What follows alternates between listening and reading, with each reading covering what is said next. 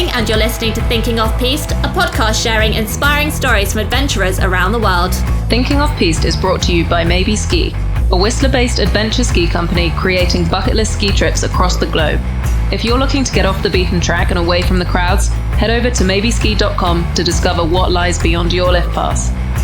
Today I'm catching up with the former British Alpine ski racer turned photographer, Konrad Bartelski, who became a second-place World Cup champion in 1981. His spectacular performance remains the best British result on the Alpine ski World Cup circuit to this day.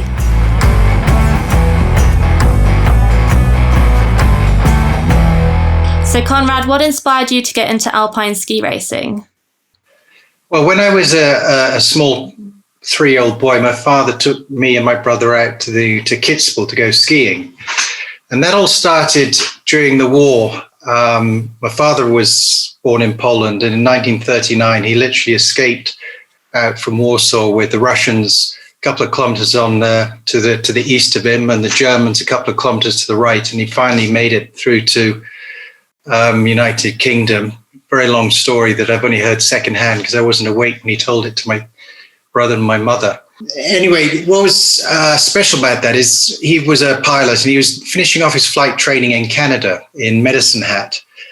And on their days off, they would go off to Banff and Lake Louise on the train and the bus. And he actually had 8mm films in color from those visits, which is kind of special to, we take video for granted now, but we're talking about 1941, to have some color film of my father when he was, just about 19, 20 years old. Wow, that's such a memory. Yeah, it's very special that. But he then saw the mountains there and he said, when I have a family, that's what we're going to do. I'm going to take my family to the mountains in winter and teach them to ski. So that's how I ended up in Kitzbühel as a 3-year-old. That's so sweet. How much skiing were you doing at that age with your family?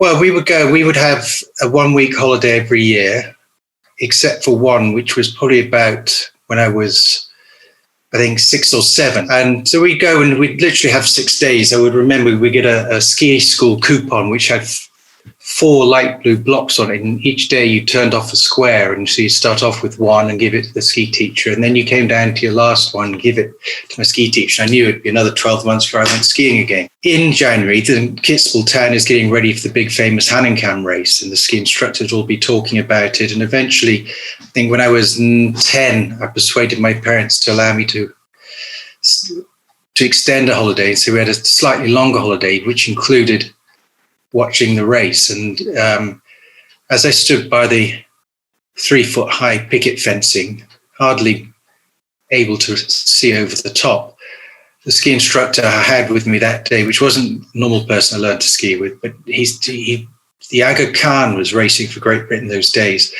And he came down about 15, 20, if not more, seconds behind the fastest Austrians. And the ski instructor said, well, after the show, you bring on the clowns. And that's outrageous.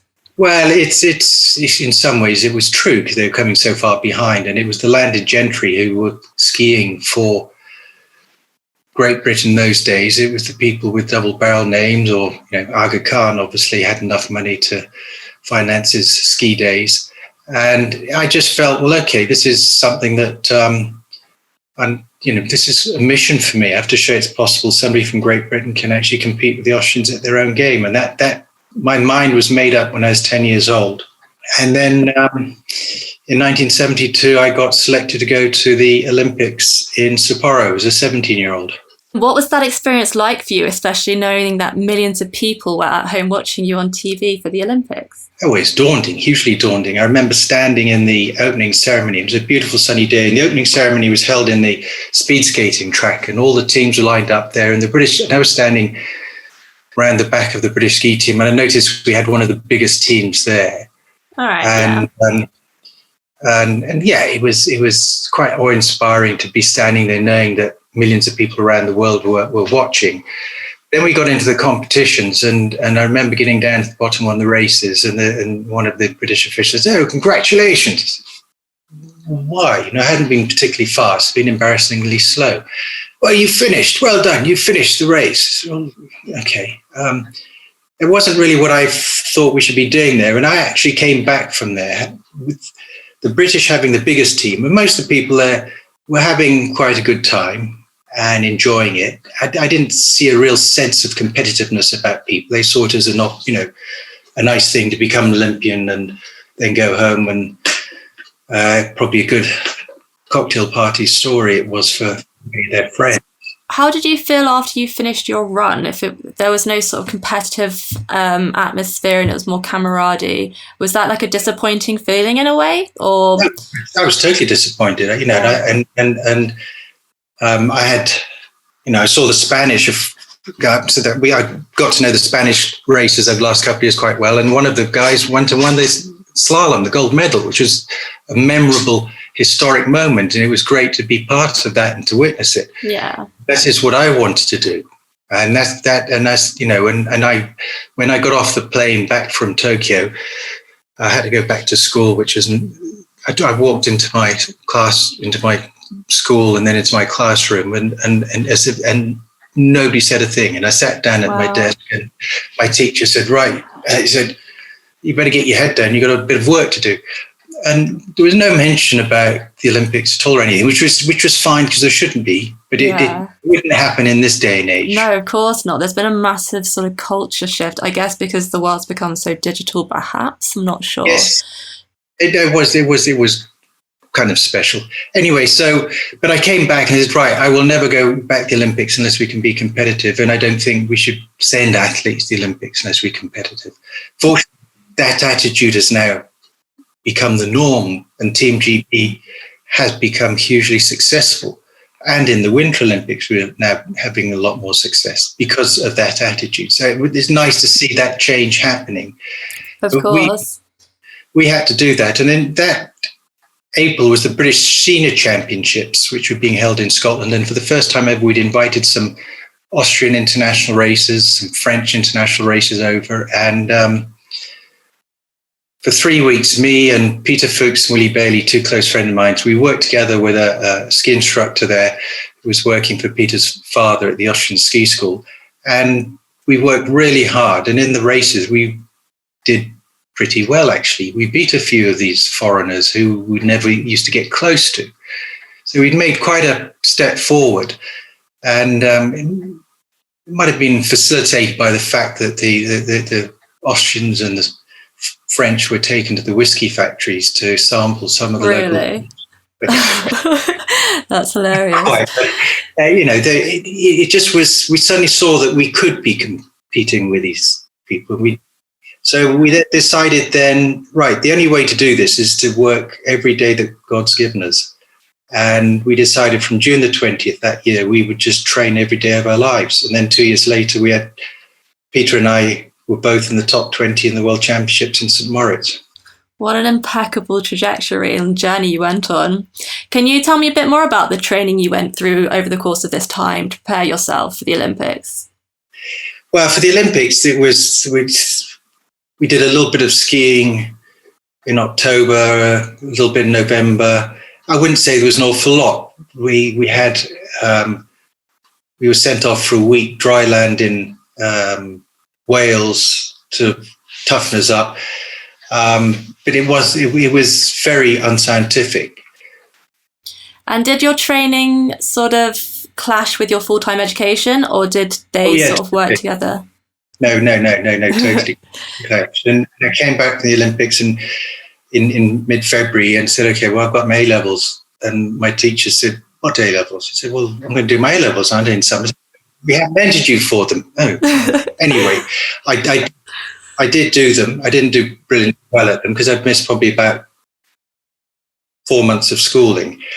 So the following year, what I decided to do is I would then, from June the 20th, train every day until the end of March. And then in April, I would go to a grammar school in London and do 8 weeks of schooling to do my A-levels. So it was, everything was squashed in together. Yeah, you really had to drive it yourself as well. I can imagine now there's a lot of tolerance to make sure that young kids that are competing at that level also have maybe a background in their education too.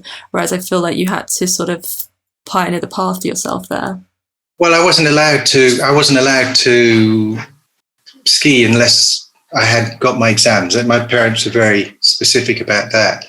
But they weren't specific about me having to go to school every day to do it. As long as I found a solution to it, then we could do it. So I got the first year of training was hard, and we spent the first 6 months most of the time just running up and down mountains, in and out of gyms. We had this instructor who worked with us. He had some innovative ideas in the gyms, and we were doing a lot of balance training, a lot of stuff that you see on YouTube these days. We were already doing back in 1972. So he was very innovative for those days, and that's enabled us to progress to the extent that we could compete, actually, as I said, in the World Championships. And we had the first top 15 in a World Championship for male skier in the downhill, and which is me and St. Moritz. And then Peter Fuchs had 19th. So we had 2 in the top 20. That's exceptional. Can you take me back to 1975 when you competed in the downhill race? Is it in France? It was the last time that they had a race there. They haven't had a race since that year. Well, a lot to do with my accident. Can you describe what the jumps were like on the World Cup circuit that day? Well, the World Cup skiing was a lot more authentic. It was a lot rawer and wilder. There was no piste bashes. The runs weren't necessarily smooth. You were skiing the natural terrain a lot more, and there'd be soldiers boot packing to make sure that it didn't cut up too much. Sounds dangerous. There were straw bales and not safety nets. And the straw bales were soft for the first day or two of ski training, but as soon as you started spraying some snow on it, they froze up pretty hard and they were quite icy. So yeah, it was interesting times. It was challenging times, but that was the task in hand, and we had to deal with it. And we got to Megève, and I'd been skiing pretty solidly that year. Pretty happy the way things were going. I'd done the pre-Olympic downhill in Innsbruck, and that had gone quite well. I mean, I think it's not brilliant, but I was, I think, 25th or so, 25th, I think, or something in that, which this day and age would be World Cup points, but in those days they only gave World Cup points to the top 10. And I got to Megève and had start number 16 because I was racing in the second group. My dream was to be in the top 15, and it'd been quite wet and rained a bit the day before, but on race day it froze hard. And guys were going down. Klammer crashed in the corner, and he'd won all the races up to then. Werner Grissmann, one of the Austrians, another Swiss guy, another Austrian, they all crashed. There was a jump over a road. So you had to jump over the road, land the other side. But because it got icy, things were going a lot faster and people were jumping further, and they were jumping onto the flat. And so they were hitting the flat quite hard. And the word came up from my coach that just open up a bit earlier so you don't jump so far by the jump. And I did that. And as I flew over, the backs of my skis caught the road and it just catapulted me straight onto my head. So I landed straight on my head with about 75, 80 miles an hour. Wow. I was knocked out. Yeah, that's terrifying. Well, not really, because I didn't know what had happened. I didn't think about it. Next thing I knew, I woke up at 6 o'clock in the evening in the hospital when Peter Fuchs and his girlfriend came to see me, and she didn't dare look at my face, and I put my hand up to my face, and it sort of got... Oh no, it's super swollen. What did your family and friends say or think at the time? In those days, ski racing was a must-watch, and it was very, very popular on television. And I never thought anything about it, really. I was in hospital, and I just wanted to get back and get skiing again. And so after being in hospital for a week, eventually the mother of a friend of mine in Geneva came and picked me up and took me to the airport. And I remember walking through passport control and giving the Swiss customs man my passport, and he opened my passport and he looked at me and he looked at my face and he thought he'd seen a ghost. Like, here's the Walking Dead. Because I understood later the Swiss television was saying that I died. Wow. I'd had the crash, I was lying there, the helicopter had flown off taking some French dignitary back to have his lunch.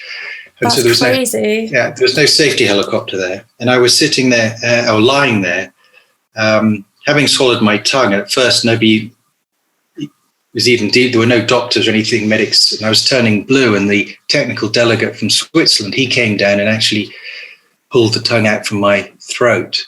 There's a story I only found out about 8 years ago when he said, "Look, it's been long enough. I can tell you the truth now." That's insane. So the Swiss thought I was dead. My parents were watching the race. It was 50-50. I think my mother thought I died, and my dad thought I'd be all right. But it would have been a terrible time for them. So for that to be such public knowledge as well. 45 minutes of television coverage is great. An Italian ski racing friend of mine, lovely guy, Owen Stricker, came in the next day just to say, "Hi, how are you?" And he said, "Wow," he patted me on the back. Said, "That's brilliant. If you're not winning the race, it's the next best thing you can do. I think you'll get ski contract next year and some sponsorship." I said, "Oh, great. That'll be helpful. I'll be able to help pay for my training." And he was right. I did. That's hilarious. Publicity. But I was, I was unconscious for a time, and I did race 4 weeks later. I shouldn't have. In this day and age, I wouldn't have been allowed to race for 6 months because there was a severe concussion. What kind of effect did the accident have on your confidence? How did you feel that first time you put your skis back on?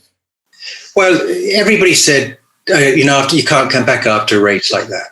Well, so first of all, everybody said you can't race fast because you're British. And then everybody said, okay, you've now had a crash. You can't ever come back from a crash that severe. So I had two things to prove wrong, didn't I? And so I went out 4 weeks later to do a second division race in Villars, and I felt great, all fine. And the more I skied, the better I felt. And I had a look at the inspection, and the course had a lot of big jumps in it, and it was fine. A lot of the other racers were very nervous. And I think, well, this is what I got to do. And you have to commit to what you're doing. And yes, your mind does spin a little bit, but I knew that I wanted to ski and I wanted to race there. That's exceptional. Well, no, that's because that was my life. It was my passion, and it drove me. And I wasn't going to let anything get in the way of me, be it British officials, British bureaucracy, not having any money, being told I couldn't do it. So I got into this first run, and this is quite interesting because skiing's like riding a bike. And when I pushed out the gate, I got into the first corner, and I didn't know what to do. Forgot how to ski, as it were. Yeah, and then I got to the next corner, and I didn't know what to do. And it was almost like having to sidestep around corners because I couldn't. That was completely out to lunch. I got down to the bottom by hook or by crook, and at the bottom, my coach eventually came down and said, "Oh, you didn't ski that very well." And I sort of looked at him, and I said, "Well, I'm not doing the race this week." And what I realized is that my brain was actually switching off because it was the wrong thing to be doing. It was my body was instinctively protecting me. It's telling you that it's not ready yet. But I did race the following week in France. and I did finish ahead of all my teammates. So that was half. That's impressive. So after this accident, take me forward now to the 13th of December in 1981. You were in Val Gardenia in Italy, and you competed in the Alpine Ski World Cup circuit. How are you feeling on this day building up to the race? Well, there've been a lot of ups and downs in those years because I was on a great plane until that accident, and then things started to go up and down a bit. And yes, your confidence is not going to be as strong as it is, and you try what you can do. I had issues with the coaches at the time because they weren't progressing, they weren't managing my situation in a way which would have been constructive. And then came to Val Gardena, and again trained really hard that year. I was really feeling strong and fit. We had my first race in Val d'Isère, and for the first time in my life that year, I had a ski serviceman who looked after my skis. And the first race in Val d'Isère was terrible. The skis were very slow, and I was way behind and very disappointed. So I was a bit frustrated. Got to Val Gardena, and in practice, things hadn't gone brilliant. I wasn't under the impression the skis were running hugely well. And I woke up in the morning feeling a bit fluey. I just heard on the radio that there'd been some issues with the Russians in Poland, and I was worried about my uncle over there. So everything was wrong. Okay. And I was not inspired. I really, all I wanted to do was get to the next race, put this one behind me. And I got into the start hut, and he said, look, these skis will be great. I said, fine, whatever. And I thought, okay, I'm just going to put my head down. I'm not going, just so people don't think I'm scared. I'm just going to go down. But all I want to do is just get on to the next race and put this one behind me. So for the first time in my life, I didn't try my best. I didn't stand in the start and die for Queen and country, push out the start with energy and power. I went out and just did what I thought I said, just keep my head down so the coaches wouldn't say, why are you going down, standing up? What's wrong with you? I just didn't try. I didn't try my best. So your morale was quite low that day. When you were standing on the start line about to go, do you remember what you were thinking about? Yeah, there's a sports psychologist I'd met that summer through Rothman's. One of the things he asked me, he said, why do you train? I said, well, to improve and get better. He said, you train to develop your instinctive muscle memory because your muscles react 3 times quicker than your brain. So if you're thinking on the way down what you're doing, you're slowing yourself down. Which is an interesting thought process. So the thought I had in my start said, well, okay, guy was called Dr. Phil Fear, and I said, okay, Phil, I'm going to, you said I don't have to think. As I said, I'll just put my head down and see what happens. And when I crossed the finish line, I had an instinctive reaction that I didn't know how I could go faster. So I didn't want to see what my time was because I would have been very depressed if I'd been 2 seconds slower. But which is what I was expecting. So I wouldn't have known how I could have gone 2 seconds faster. So, but eventually I looked up. There's a bit of a noise in the finish area. So I looked up at my time and it was 2:07. I knew 2:07 was the quickest. So I thought, 2:07, if I'm within seconds, I'm going to be in the top 10. So I can't be dour and I better sort of pretend I'm happy. So I sort of put my hands up a bit. And one of the Swiss guy came to me, you silly idiot. He said, "What? You that mistake you made at the bottom? You should have won the race." I said, "What? He said, so where did I finish? It's second. What?" So instinctively, I didn't know how I could go faster. That's right, because I couldn't have gone faster. But up until that last jump, which was 50 yards from the finish, I was 1/10 ahead. I lost 2/10 on that last jump. I could have fallen, like in my first race, so it could have been worse. And I lost 2/10 and I finished 11 hundredths behind, which is 1/10 of a second. So that was unusual. But it was just a relief in many ways because I've been working for 12 years now, solid and totally committed to the cause. And people were saying, it was lucky, it was this, and they still say to this day it was fluky and the numbers go faster later on. They always talk about that.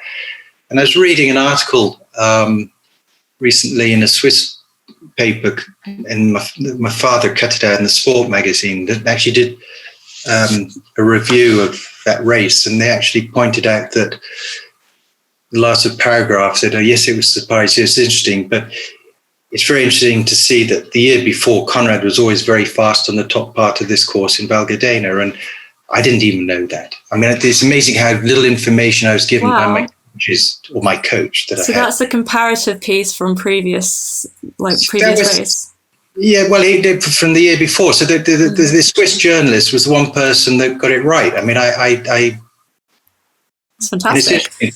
Most racers who do well in Val Gardena always ski well there. And I've always skied well in Val Gardena. I've always had a lot of my better results there. Yeah. But this one Swiss journalist picked it out. And I look at the video now and I did ski it very well. And the reason I did ski it well is because I didn't try to ski well. Yeah, your mind was just focused on what your body was doing almost, or your muscle memory. I was just concentrating on the line as opposed to trying to ski. And I just let the skis do the talking rather than, feeling that I had to do something special to go faster. Yeah. In that moment, you became the first British male to stand on a World Cup downhill podium. How did you feel when they raised the Union Jack up on the podium? Well, that was mind-blowing. That's what I always wanted to have. That's what I dreamt about as a kid. Yeah. Is having a Union Jack going up an Olympic podium. I didn't achieve that. But this was in some ways just as better. There's 10 Austrians that race, and the Olympics only 4. So I'd beaten 9 Austrians instead of just beating 4 Austrians. All the best skiers were there. The Val Gardena is known as one of the tougher courses on the circuit. It is a challenge, and it was amazing. The funniest thing was though that when they were raising the flag, they didn't have. Normally, you get the national anthem getting played. Well, they didn't have "God Save the Queen" because they didn't have a record of it lying around it. Because in those days, they used to have to play records. So that's insane. So that kind of just shows that they didn't anticipate that result at all, and then the underlying stigma is just brought out by the fact that they didn't even keep a copy of it. Maybe. No, it was hysterically funny like that. But it did make the next race the toughest, because then people were all looking at me to see how I got on, and I was determined to make it into the top 15, which I did by hook. I snuck in 15th place in Crans-Montana, which then put me ranked in the top 15 group of the world, which is what my ambition was, to have a British ski racer ranked in there. And it wasn't until Dave Riding came along that we now have somebody regularly skiing in the first group. Do you think that skiing became more popular and more accessible amongst the British after this time? Well, it was when Ski Sunday started, and we're debating whether it's 77 or 78, but Ski Sunday came about because of Franz Klammer's dramatic race in the Olympics in 1976 in Innsbruck, which really caught the imagination of the wider public. He was like Tiger Woods has done for golf. Franz Klammer did for ski racing in that race in 76. And David Vine and Ron Pickering were working at the Olympics, said it wouldn't be great if we had a show that did highlights of the races. And so that's how Ski Sunday got born. But they could only justify it because there was a Brit taking part and competing. And although I was in the second group, I was at least in striking distance of being able to justify the BBC, British Broadcast Corporation, covering a foreign sport. And it was incredible, the interest that suddenly came from it. It was very popular because it would get played out at 4 o'clock or 5 o'clock or 6 o'clock in the evening. And it was a go-to, because there was only 3 channels in those days. It was a go-to thing to watch. It was on BBC Two. And it was hugely popular. There's millions of people watching it. And David Vine did a great job of bringing it to the homes of the great unwashed in England or Great Britain, so that he made it accessible to people. And as a result, skiing took off. I remember when I retired from skiing and I came back from summer in January, and I was in Gatwick, and every conveyor belt was full of kids coming back, school kids in school term, going for a week's holiday. Yeah. And there were 250,000 school kids went skiing, I think it was in 1985. So they had an opportunity, and this is not public school children, this is state school and everywhere. And then, I was getting into taxis, and taxi drivers were saying, "Oh yeah, I went skiing last year. It was brilliant." And so, it did have a huge impact on the sudden growth of British skiing. And it was only in 1988, when the Conservative government introduced the Education Reform Act, that all came to a crashing end, because there were a couple of paragraphs in a big, thick book that made it difficult to take children out in school term, and therefore everything suddenly started to get more expensive again. And that was one of the most stupid pieces of legislation I've ever come across in my life. And that really, as a result of that, the feeder market for skiing has been reduced, and the opportunity for people from around the country, be it up in Newcastle, if their parents were prepared to make a small sacrifice and get a couple £100 together, their kids would be able to learn about foreign currencies, foreign food, about geography, about mingling with in an activity. It didn't matter if you're tall, fat, thin, skinny, young. Everybody could share in the fun of it, and it was such a valuable education. And to have that taken away from people, I think, is a huge loss. It's a shame, because the price has skyrocketed in the small windows that people could actually get time off to take their kids away. Exactly. It completely reduced the possibility of sharing that in any other window of time, which is such a shame. Exactly. Throughout your career, and so both with your training and professional work, what do you think one of the best pieces of advice you received was? Well, the person who probably influenced me most in my skiing was a lady called Gitti Schatz, and she was a young ski teacher, and my parents would said, if you're going skiing, you've always got to go with a ski teacher. I said, I can't. Me and my brother go on my own. I said, no, you're going off with a ski teacher, and skiing with her was great because she wasn't talking about putting my right knee in front of my left hip and the technical aspects of it. Everything was about a means to an end. So it was more like, let's work now. Let's ski a little bit more, and the better our skiing gets, means that we can go up the mountain, and we can go to that. There's a lovely mountain hut over there with really good hot chocolate. So the incentive was to get a good hot chocolate high up in the mountain in this mountain hut, not to go up and down a run and make sure that technically I could ski better. And so I got taught that the relationship with the mountain is more important than the relationship with the textbook. Yeah, okay. And so the philosophy of skiing is far more important than the textbook side of it. And and as a result, skiing is actually very natural. Everybody learns to ski when they're a year and a half old, because all you're doing when you're skiing is keeping your balance. So as a baby, as soon as you understand how to keep your balance, then you are a skier, because that's all skiing is about. It's just keeping your balance. It's not about how and what. Yes, you've got some tools by which you need to work and control. That's actually quite simple and logical. But as soon as you start thinking about what you're doing, you stop your body doing what you do naturally. And Val Gardena is a very good example of that. If I was thinking about trying to go fast, I would stop my body doing what I actually was quite good at doing, which was going fast. I didn't know that at the time because I always thought I had to do more to be better. And the same applies when I'm going with people and helping people to improve their skiing. The first thing I ask people to do is to breathe out and exhale. Because the more your chest is relaxed, the better your balance will be. And the more you exhale and breathe out, the better your rhythm will be. And the further you'll be able to ski, the less stress there'll be. And your body will actually get itself into a better position naturally and give you a better balance. But no, most people find it difficult to think that something that simple can be that useful. It's a really interesting concept. Outside of your sort of downhill racing, obviously you've had a very accomplished career as a broadcaster. You're also a successful photographer, and you've been on many expeditions to remote corners of the world. Can I ask you about your touring, your ski touring? Where are some of the destinations you've been to? Well, ski touring is quite funny. When I was ski racing, we used to have to walk up slaloms. And as I said, in Scotland, when we first went there, we had to walk up and down. I used to hate that. And I couldn't understand why people didn't use ski lifts. And then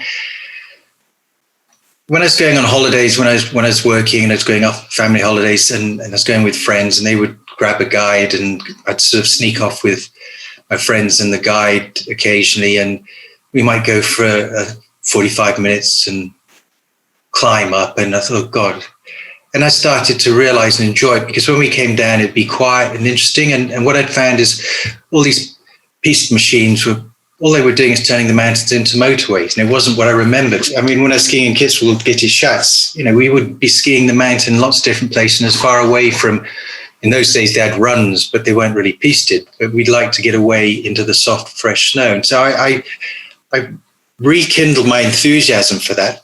But it was, it's hard work, and sitting behind a desk, I'd ended up putting on a bit of weight. And I remember skiing one year and I thought, oh God, this is what it's like being 50, and it's a downhill path from here. But then a friend of mine I was skiing with there, he built this lodge in Norway, and I just said, I've got to do this. And so you get on a boat, you climb up, and you ski down to the sea, and I've got to do that. That really appeals to me. And so I booked up some friends, but I knew I had to do some work beforehand. So I bought some running shoes because I hate running. So I used to run to work and back, and I put some work in, and then I got out. And arrived in Norway, which was stunning. I mean, unbelievable. We got out the first day, and I have a picture of that first day in my hallway. And after an hour, I was looking up this beautiful untouched snow. We'd stopped for a rest, cup of tea. And gosh, this is brilliant. But there was another 2.5 hours of bloody hard work. It's so slow when you're ski touring. And it takes a long time to adjust to it. But having done that, I never find it easy, even now, especially when I've got a couple of kilos camera on my back. But it is just so worth it. And it is, I'm missing it big time at the moment. It's funny you compare it to the sort of peaceful motorways, because often when people go skiing, they really look for anything off-piste they can find, anything untouched. And the natural gravity is for like mankind to look for those beautiful things, that the beautiful landscapes and the tarnished or motored down piste. And yeah, that's what we do when we make our runs. Yeah. Yeah, the thing is that one thing I have learned, and it's been very interesting, lockdown's been the same when I was going out doing a lot of hiking in the summer. Peripheral vision is a lost art. I mean, I was skiing 30 years ago in Verbier, and we'd stopped halfway down this sort of mogully run, and everybody was looking down at these moguls for 2 minutes. And I just said to the people I was skiing with, I said, we had a look at the sunset behind you. And there's a stunning sunset, and they had seen it. And I think a lot of the photographic work that I do is very much most of the best pictures I've taken is because I've been looking behind. And peripheral vision is something that people don't use an awful lot. When they're skiing on a piste, they tend to be looking down there and they can't see people on the side, which is why there's so many accidents. You know, I got into ski touring and I would always have a camera with me. And I, as a kid, and when I was ski racing, I used to take a camera with me because I was going to Argentina and New Zealand. It was lovely to go to these places and come back with some photographs and have some memories, because in those days people didn't travel much. People enjoyed seeing them, watching them. And I could also supplement and help pay for the trip by selling some of the pictures with an article to an Austrian ski magazine, which liked to hear about training in New Zealand, training in Argentina. So then having got into, to working and having a mortgage and having to earn a living and everything, that's sort of waned. And then with that trip to Norway, I picked up a small new digital camera, and that got me back in there. And there was one photograph I took there, which I still put in my exhibitions because it transformed my life, basically. Can I ask you about an interesting quote I read on your website? It said that you've been caught in what some might call avalanches and others class as snow flurries. What's the difference between like an avalanche and a snow flurry? Depends who you're talking to. If you're talking to an expert, they'll probably call it a snow flurry. If you're calling to somebody who's been in, they'll call it a huge avalanche. Wow, okay, that's scary. What was the story of what happened on that day? Days. I think it's been 6 or 7, what people would term, or you could term as avalanches, snow shifts, snow slides. The first one I had was when I was in Mern, when I was 12 years old, actually. We're just standing on the side of this knoll, and it just suddenly dropped down about 15 feet. It's not a lot. It's more a collapse of snow. But it was such a great education, because there I was standing on planet Earth, and without any warning, it's as if someone opened a trapdoor beneath me. That's terrifying. How did you respond to the situation? Well, it just taught me, it was a great lesson because it taught me respect, and I could see the slab. It was of about a foot deep of snow that had just slid down. But it was the first introduction to what the mountains, the power and the danger of the mountains can be. And then subsequently, I've been caught in a couple of other slides. I was skiing over with Mark Shapiro, famous photographer, and we were filming with Ali Ross once, and we just traversed over in Teen, and suddenly there was a crack, and there was a big fissure of snow slid off. I was on it, but I did a 180 and skied off the side, and then it slid down. It probably went down for 20 meters and then stopped. But if it hadn't have stopped, I didn't know what was over the other side. And if I got caught in it, it would have been a bit of a trouble. That's terrifying. Did it put you off, like doing future? No. Yeah. The thing is, it's a very good reminder. So when I'm skiing with people, I won't take.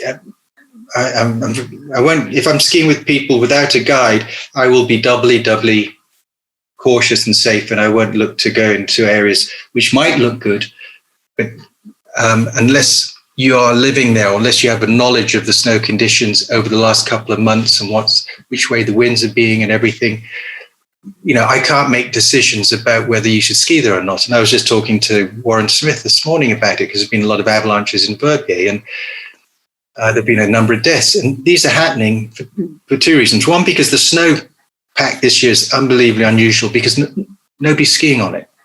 So it's far more delicate. And recently there's been a lot of wind activity. So there is a layer of slab snow on top, and that's been breaking away. And kids are just going up there, and YouTube kids, we call them. They see what they see on YouTube, and they think, if it's white and smooth, they can go and do it. And people are walking up places which will slide down, and they are causing deaths. People really don't have enough respect for the mountains. So that experience of me as a 12-year-old is what gave me the respect and understanding. And I lost my best friend, Willie Bailey. He was killed in an avalanche in Verbier. That's really sad. I'm sorry to hear that. Yeah. So what's the sort of key learning that you take away from that experience that you'd want to share with people? Is instead of spending £100 on a bottle of wine, you spend £100 going skiing with somebody who knows what they're doing. Yeah. Skiing with mountain guides is the best thing that you can have for two reasons. One, they'll always know where the best snow is. Two, you can relax. When I go skiing with a mountain guide, I relax. I'm not having to think about or worry about what's going on, because we're in a place, we've checked out what to do. If there's any sort of debate or thought about something, that is laid out for you, and if people take care at the right times. And so if you're with somebody who knows what they're doing, then you'll get a better ski, you'll feel more comfortable, and you'll relax more, and therefore you'll be in a better position to deal with whatever happens anyway. Yeah. How often do you take your camera out with you when you're on your sort of ski tours and guides, with the guides? Always. I haven't skied a day without it yet. Amazing. Where did your passion for photography come from, and how did you get into it? Well, from my father. I mean, as I was saying earlier, he was taking 8mm color films in the Second World War, and he was a pilot, and he ended up he flew a lot to Tokyo, and he'd come back with all these brochures of cameras. And in those days, it was a lot cheaper to buy a camera in Japan than it was in Europe. And when I was about 13, 14, 15 years old, I mowed the lawn and painted the house so many times. Eventually, after about 12 months, I managed to save up, and he came back with a Minolta SRT 101 SLR camera, and that was me made up. That's great. And from that point on, and I've still got pictures that I post on Facebook from when I was at Sandford at the races in 1968 and 1969, taking pictures of the Formula One cars. And I loved processing black and white pictures in the loft and the smell of the chemicals, and did some color processing as well. So I really got into I was self-taught, but I got into the technicalities of it. So that's where my passion came from. And when I work with my photography now, although it's all digital, I do tend to revert back to my foundations and my knowledge and my experience of what you can and can't do with a camera, rather than now you can actually do anything with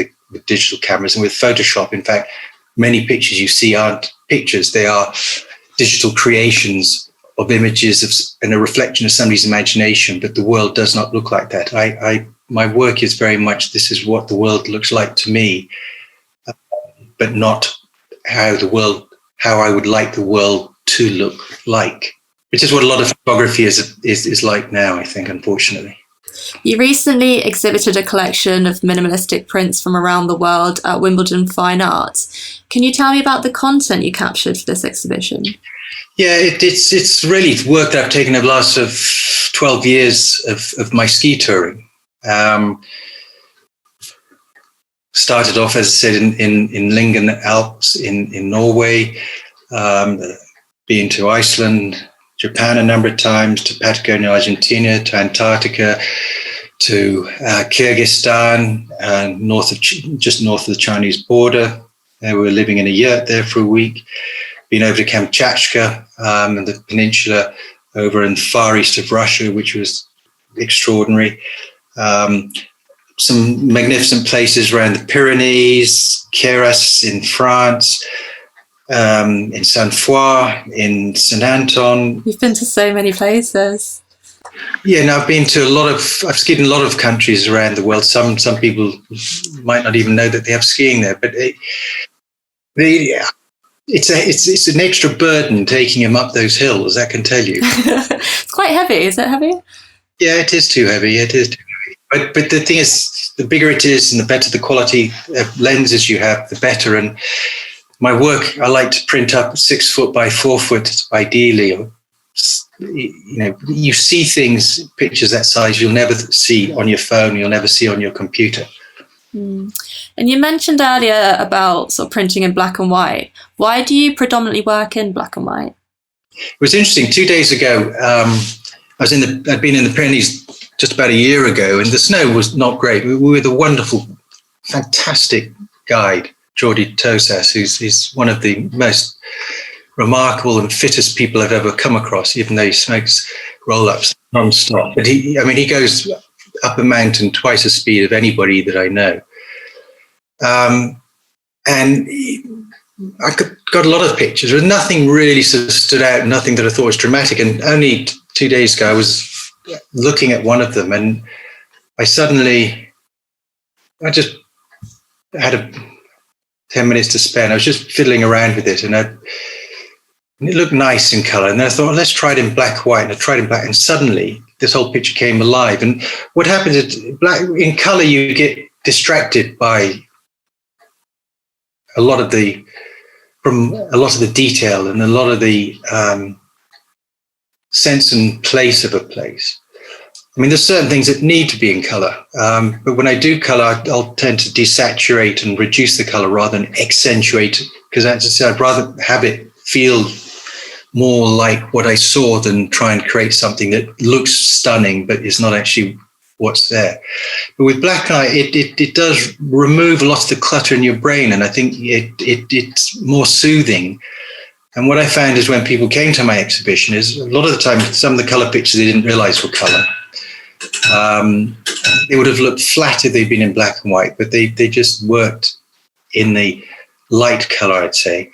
But I found people just would walk into the gallery and they just had a sensual experience about the remoteness and the tranquility and the beauty of the mountains and the perspective to life that mountains give you. And if you have color in there, it's too busy. It's too much for your mind to compute. How can people find and purchase your work? Well, there's this. If you go onto my website, it's konradbartelski.photography. And there's 2 options there. I have a sort of a general collection, which is ski touring, it's the theatre work, it's World of Colour, which is, you can buy prints, which are not expensive, directly that way. And then I have my second work, which is my exhibition work, which are limited edition prints, which are large scale prints. I prefer to do things, I mean, a small print for me is 30 inches by 20 inches. I really prefer things to be, my ideal sort of size for most people would be 48 inches by 32, which is 4 foot by 2.5 feet, a little bit more. Large scale, as I said, is what I like with that work. Those prints are more expensive, but they are limited editions, 1 of 8 or 1 of 15. And they're special pieces. That's excellent, thank you. I actually wanted to loop back round because earlier on you were talking about your broadcast career. How did you sort of take the decision to retire from downhill ski racing? And was that a difficult transition for you into broadcasting? Yes, and yes. Most difficult decision you can make is to give up what you love most. But I did that the year after Val Gardena. I trained really hard. I didn't have a coach for 6 months, which is depressing and unfortunate because I was so motivated. It would have been great to work with somebody very skilled and talented to try and do better. I didn't have that up. That frustrated me. Then my first race didn't go great, and I came to Val Gardena and I was warming up for the race, and I caught an edge and I tripped over and I flipped over into the trees down the side of the piste, and I landed with the small of my back on a tree, and I thought for a second I'd broken my back, which was a very scary feeling. But I managed to get myself back on my feet. I got down to the hotel, and I was lying in the hotel in a lot of pain, and my coach said, "Come on, you've got to get up to start." So I said, "Connie, I'm in pain. Can you get the American doctor?" And the American doctor came in and gave me huge painkillers and relieved some of the pain. And then I came back from that too early. And I did lose my confidence that year. And I got to my last race. Things hadn't gone very well. I was frustrated and I had to make a decision. I was 30. What's ahead of me? I've got to go out and earn a living in this world now. And so I then retired. I've been working with the BBC and David Vine of Ski Sunday, because if I did a race, I'd then go down and join him in the commentary booth because I could help him. And I got on very well with him. And so I hoped I could pick up a bit of work with them, which I did, but the money was not enough. It was peanuts really, but not enough to sustain anything. And I did that for a few years. But I don't like being in front of the camera. I don't mind doing the commentary, but I don't like performing and trying to say things which are not me. How was the transition into working for Ski Sunday? Did it feel quite natural since you had already such an involvement with them? Well, it was on the commentary side, but not when they suddenly got loaded with a microphone and can you stand in for David? He's not there, and just do a quick link to camera. And some people respond and like to show off in front of camera. That's not me. Yeah, okay. I'm very shy in that respect. So the transition was difficult, and nobody was signing me up for any work. And eventually I bumped into two friends. We decided to set up a business importing ski equipment. And so we did that for the next nearly 10 years. But the industry kept on contracting. And we had to then shut the business down because we weren't making money. And I had to try and do something else. And then I got a friend who I knew from Ski Sunday invited me to come and do some work with them on at IMG in those days as a researcher on an Olympic program they were doing for pre-Nagano, and ended up then getting into production and learning about how to work with editors, and that took off, and I really enjoyed being behind the camera a lot more than I did in front of the camera. So I had a very fast learning skill, but I did that and then ended up eventually with ESPN when they launched in the UK with the ESPN Classic and their live channel. And there was I learned an awful lot about people in that time, the good and the bad, I would say.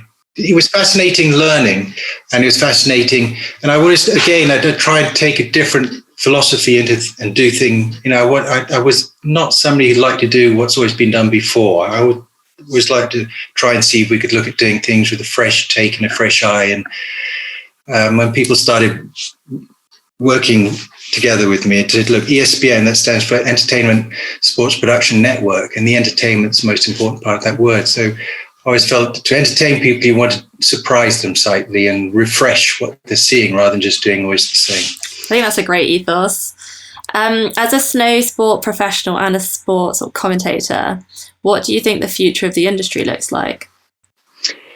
The industry is going through a big change now, and COVID is going to accelerate a lot of that change. And I think what people are going to suddenly realize is that perhaps après-ski is not the be-all, end-all of skiing. And if you have a look at the ski industry, the backcountry side of it, the ski touring boots, ski touring bindings, skis and everything are all taking off in a big way. And I think people are suddenly realizing, like I did 15 years ago, is that you go to the mountains to enjoy the mountains. And yes, it's nice to have a glass of wine, a few beers, and to have a laugh and to have some drink with your mates, for sure. I'm not saying that should go. But it's a question of getting the right balance, and don't waste the opportunity of being in the mountains, because that is the great gift that nature gives us. And nature is such an essential tool to stimulating the brain. And it stimulates in a way that nothing else in the world can do. It's very, very important. I mean, I was reading recently in the Shetland Islands, the doctors are actually, for therapy and for cures, they're sending people out and sending them out to spend 3 or 4 hours in the nature each day, because it is true. It's chemically, like, it's proven to sort of help the soul. It produces good endorphins. Correct. Mankind needs nature, I think. It stimulates the brain, and it stimulates creativity, and it makes your brain more three-dimensional. And a lot of our schooling and education processes are very two-dimensional, and nature is such an important activity to include in the discipline and in the curriculum.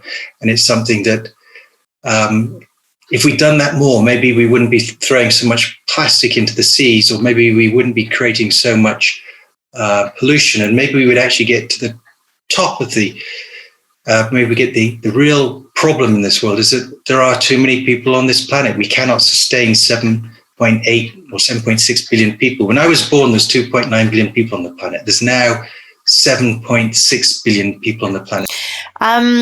Given your incredible career both as a professional skier and photographer and broadcaster, what are you most proud of professionally?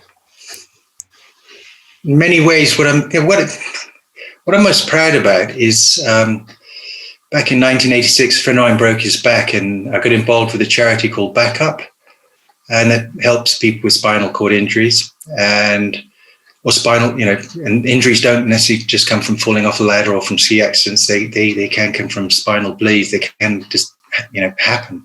Yeah. What involvement did you have with the charity?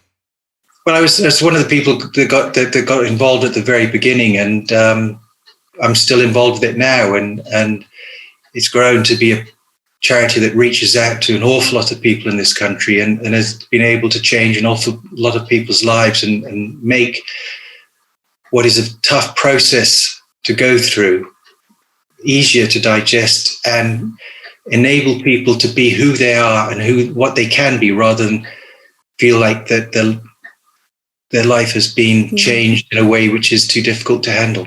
Well, it's a life-changing situation that perhaps a lot of people take for granted. So it's fantastic that you do that work.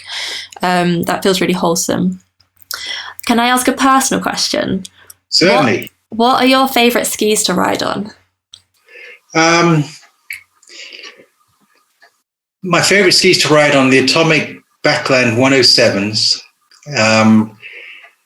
It's a ski that's light enough to do day touring. I wouldn't say you take them out to do a week in Kamchatka, but if you're when I'm in Japan and the snow is very deep, it's a ski that when I'm skiing down on it, it just brings a huge smile to my face, and I just does everything I wanted to do, and I just feel wonderful on it, and I can just dance Charleston, or I could do a tango, or I can do it. I certainly couldn't do that on a dance floor, but when I'm in those skis and I'm in the deep powder, then nothing stops you. Exactly. What's the next project or adventure on the horizon for you? Who knows? When we're in a war against a invisible invasion we're dealing with, and it's wrong to think that too much, because if you do, you just drive yourself mad. I mean, a lot of my friends are all out in the Alps at the moment, and they're enjoying some incredible conditions, and it's very difficult seeing some of the images on social media in the morning when you wake up. But I think my main ambition this year is to ensure that I don't have another year or winter that I've missed skiing, because that'll be the first time in 6 decades. So that's my only drive and ambition. If I'll be able to do that or not, it might be I have to go up ski touring in July. I don't know, but that's my only ambition, to try and get skiing sometime this year, or this season, I should say, so I don't have another gap. Yeah. Is there anything else on your bucket list that you haven't ticked off yet? Yeah, I mean, there's so many places in the world I still love to go and explore. I mean, there's places in Norway, there's North America in Canada and the United States. I'd love to go ski touring in Yellowstone Park. I need to get to Jackson Hole sometime. I've never been there in that area, in the Tetons. There's Georgia, there's Crete, Greece, Turkey, Nepal. It just goes on and on and on.